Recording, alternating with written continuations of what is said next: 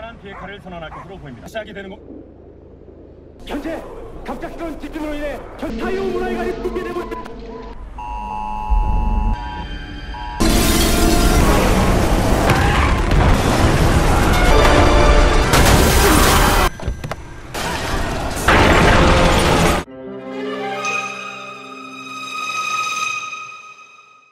Selamat datang di Gadgetener, Korea, Japan, Thailander, tempatnya cerita alur film Korea, Jepang, dan Thailand. Balik lagi di segmen cerita film Korea, dan kita akan membahas film berjudul Ashfall. Film ini menceritakan tentang bencana alam terbesar yang dialami Korea Selatan maupun Korea Utara. Nah, gimana keseruannya? Yuk kita langsung aja meluncur. Film berawal pada sebuah tim penjinak bom yang sedang melakukan operasinya terhadap bom bekas perang Korea dahulu, di mana ini adalah tugas terakhirnya si kapten yang bernama Jo In Chang sebelum dia pensiun, karena dia sudah memiliki janji pada istrinya untuk tidak bermain-main lagi dengan yang namanya bom. Mungkin demi bayi yang ada di kandungan istrinya juga. Setelah teleponan dengan istrinya, dia mendengarkan radio yang memberitakan tentang denuklirisasi Korea Utara, di mana nuklir itu nantinya akan dipindah tangankan ke Amerika. Tapi di tengah konferensi itu, tiba-tiba terjadi gempa bumi yang sangat dahsyat. Gempa itu pun sampai di tempat di mana Kapten Jo berada. Kapten Jo buru-buru pergi dari sana.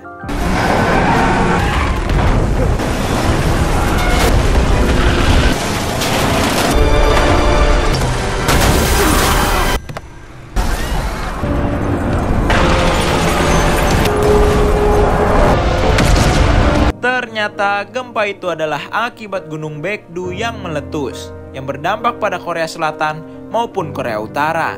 Di sisi lain, seorang profesor ahli vulkanologi bernama Kang Bore yang sedang mengemas ingin pergi, tiba-tiba didatangi oleh seorang sekretariat negara bernama John Yu Kyung. Dia menanyakan Profesor Kang riset yang pernah dia buat tentang Gunung Baekdu. Tapi Profesor Kang tidak mau ikut campur lagi karena risetnya dulu malah diabaikan. Karena Junyu mendesak dengan membongkar aib buruk Profesor Kang, dia pun mau tidak mau ikut dengannya. Gunung Baekdu mempunyai 4 lapisan magma, dan gempa tadi adalah letusan lapisan magma pertama. Tersisa 3 lapisan lagi. Tapi yang paling dikhawatirkan adalah letusan lapisan terakhir, karena memiliki lapisan yang paling besar, di mana diperkirakan akan berdampak pada 84% wilayah Korea. Profesor Kang lalu menjelaskan rencananya di riset 3 tahun lalu, yaitu menggunakan peledak setara 600.000 ton TNT untuk melubangi lapisan magma terakhir, supaya letusannya nanti tidak separah yang diperkirakan. Sudah diperkirakan juga titik-titik tempat yang kiranya bisa menjadi titik ledaknya nanti. Karena peledak setara 600.000 ton TNT itu adalah bom nuklir, banyak petinggi negara yang tidak setuju. Karena titik ledak yang diperkirakan berdekatan dengan negara lain, yaitu Tiongkok. Tapi setelah rapat itu, Presiden Korea Selatan meminta Profesor Kang untuk melaksanakan idenya itu. Dan kalau bisa menaikkan persentase keberhasilannya. Satu-satunya bom nuklir yang setara 600.000 ton TNT itu adalah milik Korea Utara yang akan segera dipindah tangankan ke Amerika. Presiden pun langsung memberi perintah pada Departemen Pertahanan Korea. Kapten Jo yang harusnya tinggal menunggu purna tugasnya malah direkrut ke dalam tim yang akan pergi ke Korea Utara. Walau tadinya dia menolak, tapi karena istrinya dijamin mendapat fasilitas evakuasi khusus, dia pun menyetujuinya. Kapten Jo terpaksa membohongi istrinya supaya dia tidak khawatir. 걱정 안 하게 해줄 거잖아. 그럼 가기 전에 아들인지 딸인지 너무 궁금해. 뭐가 뭐라는데? 여보, 약속 하나만 하자. 늦지 마라. 약속해. 약속해. Tim khusus ini mendapatkan misi untuk menemui agen intelijen yang mengkhianati Korea Utara bernama Lee Jun Pyong. Karena dialah tanda kutip harapan yang bisa dijadikan informan letak nuklir Korea Utara berada. Mereka hanya tinggal mengikuti titik GPS yang sudah terpasang di Junpyeong. Mereka lalu diminta menyamakan waktu perkiraan lapisan keempat Gunung Baekdu itu akan meletus. Dan karena ini adalah misi rahasia Korea Selatan, maka mereka pastinya tidak akan disukai negara-negara lain. Mereka akan dibagi menjadi 2 tim. Tim utama adalah tim Alpha yang akan mengeksekusi bom itu. Dan tim kedua adalah tim Gegana yang misinya cuma satu, memindahkan inti nuklir itu ke detonator. Saat misi dimulai, karena abu vulkanik sangat tebal, pesawat tim Alpha mengalami kerusakan. Karena takut terjadi hal yang sama, tim Gegana langsung diperintahkan untuk terjun payung. Dan sayangnya, pesawat tim Alpha hancur. Tim Gegana diminta membawa detonator dan peta titik ledak yang berada di pesawat tim Alpha. Seluruh anggota tim Alpha meninggoy. Maka dari itu, sebagai ketua tim Gegana, Kapten Jolah sekarang yang akan memimpin misi ini. Di perjalanannya mencari Junpyong, 지금 뭐 부정적인 상황은 아닌 거잖아, 그치? 핵폭탄 핵폭탄이고 뭐고 뭐 타고난 것도 아닌데. 뭐야? 경찰은 뭐 하는 거야 지금? 야, 보기스카웃이야?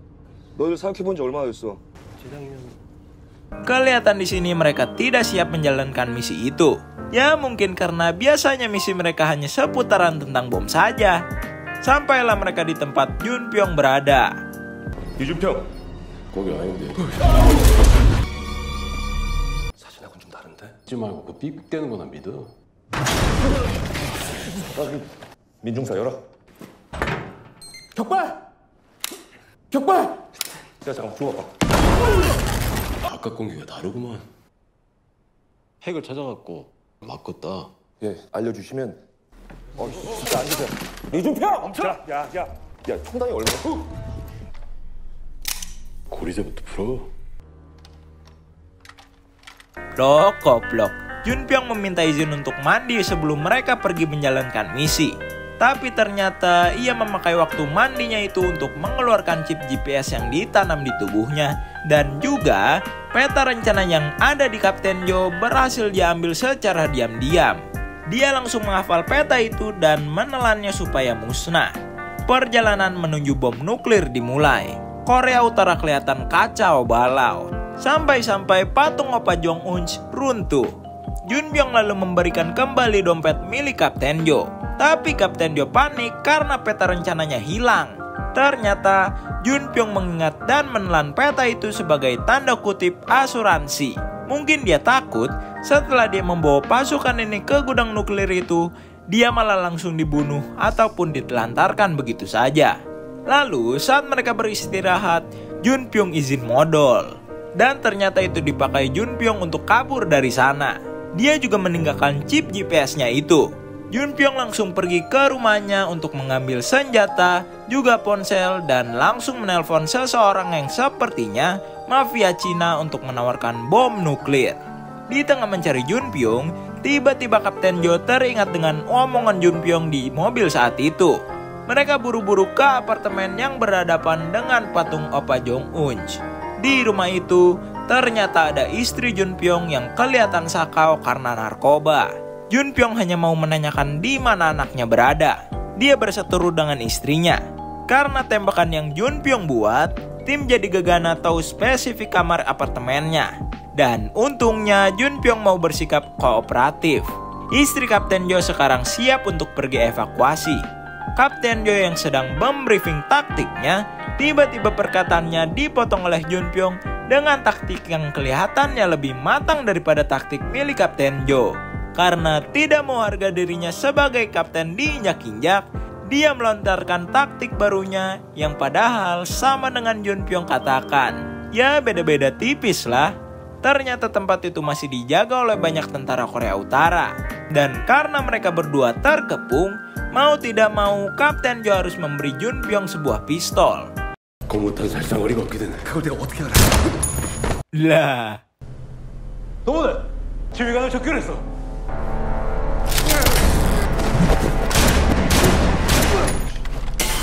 그럼 의외로 합이 많은구만 걔가. Sampailah mereka di sebuah kontainer. Junpyong langsung mengeluarkan gulungan yang dia punya dan memasukkan kode password itu. Lalu kontainer itu membawa mereka ke sebuah ruangan bawah tanah. Sampailah mereka di tempat penyimpanan rudal nuklir raksasa milik Korea Utara. Junpyong diborgol di sebuah tiang. dan tim Gegana langsung melakukan operasi pemindahan nuklir dari rudal itu ke detonator yang mereka punya. Di proses pemindahan inti nuklir terakhir, tiba-tiba gempa terjadi. Lapisan kedua Gunung Baekdu meletus.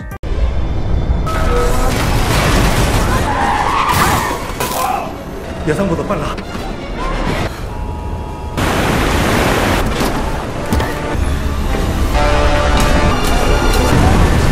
Junpyong yang berusaha melepas borgolnya itu berhasil kabur dan langsung buru-buru naik ke atas. Tapi saat perjalanan meninggalkan tim Gegana, Junpyong mendapatkan telepon dari seorang mafia Cina kalau uangnya sudah ditransfer dan harus membawa bom nuklir itu.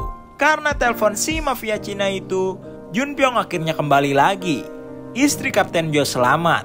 Dan di sisi lain, Profesor Kang menyadari bahwa ada titik peledak yang kiranya lebih efektif. Kembali ke tim Gegana, Kapten Jo meminta Junpyong mengeluarkan petanya. Tapi tiba-tiba mereka malah diserang. Orang-orang yang menyerang mereka diuntungkan karena mereka memakai sensor thermal. Kapten Jo langsung mempunyai ide untuk membakar sebuah truk di sana supaya sensor thermalnya itu tidak ada gunanya lagi. Ternyata orang-orang itu adalah tentara Amerika. Saat Kapten Jo naik ke mobil, yang ada di mobil hanya Junpyong beserta detonator nuklir. Kapten Jo langsung dibuat pingsan. Pusat militer Korea pun diambil alih Amerika karena Korea Selatan melakukan operasi penyeludupan nuklir secara diam-diam. Profesor Kang sudah tidak bisa apa-apa lagi dan buru-buru pergi pulang ke Amerika. Junpyong ditugaskan oleh si mafia Cina membawa detonator itu ke sebuah tempat. Kapten Jo bangun dari pingsan dengan keadaan terborgol. Dan saat Junpyong beristirahat untuk pipis, dia buru-buru melepas borgolnya itu dengan selongsong peluru yang ada di sana. 새끼들은 별걸 내가 죽여봤어.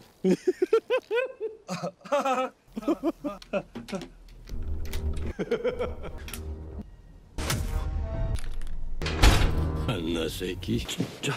쟤네 부하들이 나 찾으러 올 거야. 그래 패스틱이 가르자.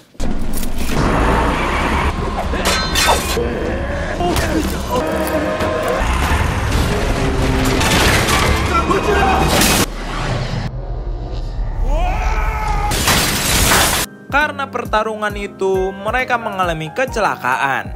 Tapi pertarungan tetap berlanjut. Kapten Jo mentaser Junpyong, tapi karena dia juga bersentuhan dengannya, alhasil mereka sama-sama pingsan. Blok koplok. Di bis menuju pelabuhan untuk evakuasi, Profesor Kang bertemu dengan istri Kapten Jo. Tapi Profesor Kang seperti kelihatan tidak mau ikut campur lagi. Walaupun dia tahu kalau wanita itu adalah istri kapten yang memimpin misi berbahaya itu. Kapten Jo dan Junpyong bangun dari pingsannya dan langsung membawa detonator nuklir itu ke sebuah daerah. Saat beristirahat, mereka tiba-tiba disergap tentara Amerika. Dan untungnya ada anggota tim Gegana yang tersisa. Langsung datang menghadang tentara Amerika itu dengan sebuah bis. Mereka langsung pergi dari sana. Dan terjadi kejar-kejaran dengan mobil tentara Amerika. Di tengah kejar-kejaran, lapisan ketiga Gunung Baekdu meletus. Gempa terjadi lagi.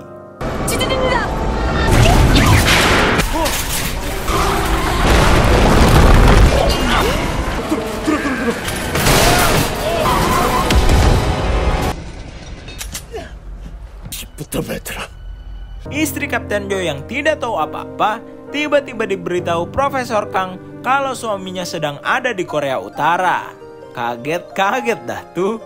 Karena melihat istri Kapten Jo yang sangat cemas dengan suaminya, hati Profesor Kang tergerak untuk terlibat lagi dalam misi itu. Dia meminta Junyo untuk mencari cara menghubungi Kapten Jo agar mereka bisa memberikan titik koordinat baru untuk meledakkan detonator nuklirnya. Junyo lalu menyelinap untuk mentransfer data-data penting supaya dia bisa menghubungi Kapten Jo. Tapi dia ketahuan. Dan untungnya tim khusus dari presiden datang membantunya. Kembali ke Kapten Jo, mereka tetap bersiap siaga pada Junpyong. Tibalah mereka di persimpangan di mana mafia Cina itu menyuruh Junpyong bertemu. Kapten Jo lalu jujur kalau sebenarnya dia juga kurang percaya kalau misi ini bisa membawa negaranya selamat. Ditambah lagi dia percaya walaupun misinya berhasil, pastinya dia akan meninggoy. Kapten Jo jadi berserah kalau Junpyong ingin membawa detonator itu ke si mafia Cina. Tapi karena perkataan Kapten Jo itu, Junpyong menyuruhnya melanjutkan misinya itu. Dia menggambarkan peta titik ledak yang dituju untuk Kapten Jo dan berpisah di sana. Saat perjalanan, Profesor Kang berhasil menelpon Kapten Jo. Dia pun langsung menyuruh Kapten Jo mengganti titik ledaknya. Tapi peta yang diberikan Junpyong kan cuma ke titik yang lama. Akhirnya dia buru-buru memutar balik untuk bertemu dengan Junpyong lagi.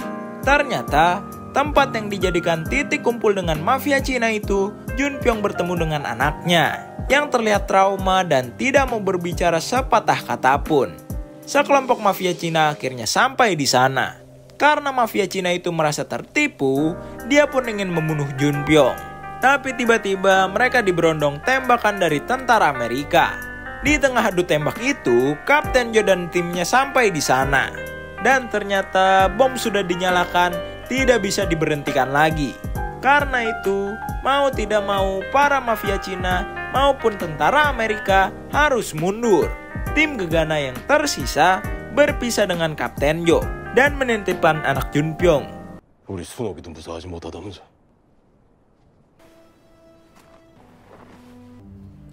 아버진 순옥이 네 얼굴 봤으니까 기걸로 됐어.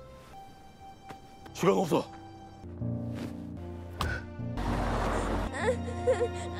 Di perjalanan, Kapten Jo menelpon istrinya untuk terakhir kalinya. Dan Gunung Baekdu memulai erupsinya yang terakhir.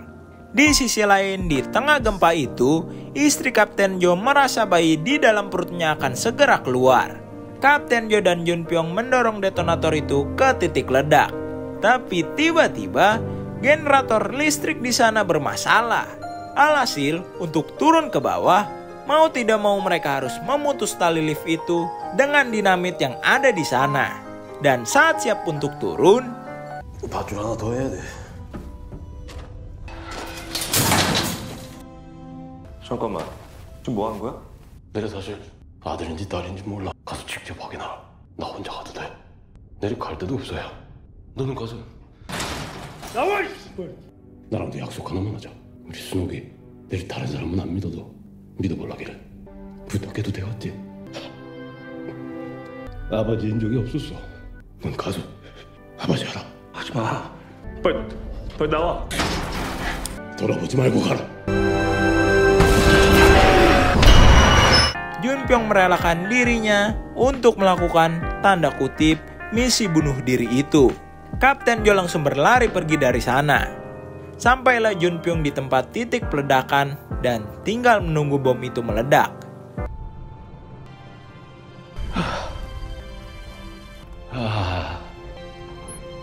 달다.